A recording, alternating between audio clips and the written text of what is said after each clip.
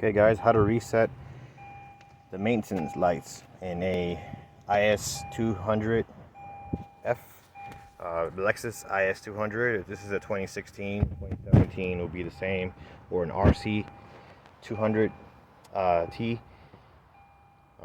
Pretty much gonna be the same between those two cars, but here's the way it is on the is200.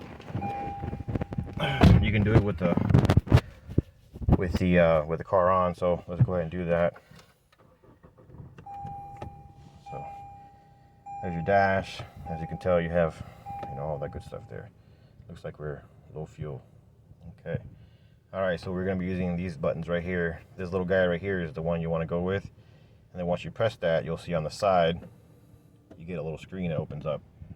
It talks about settings, and then with these guys right here, you're going to toggle through. So I'm going to toggle left, and as you can see, it just does different settings, tire pressure. There's a lot of stuff, but where you want to go is going to be on the settings. All right, once you hit settings, you want to press the center little button right there. Okay, once you press that, it's going to get you into different things: language, units, scheduled maintenance. That's what you want to be at, or old maintenance. Right here you can have your tire rotation set up right there every 5,000, and you can have your oil change set up right there.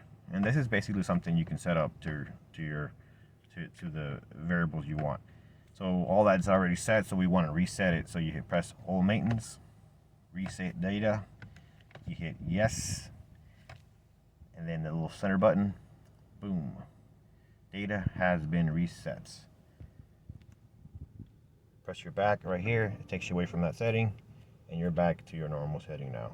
At this point, your is200, Lexus is200t, and your rc200t have been reset.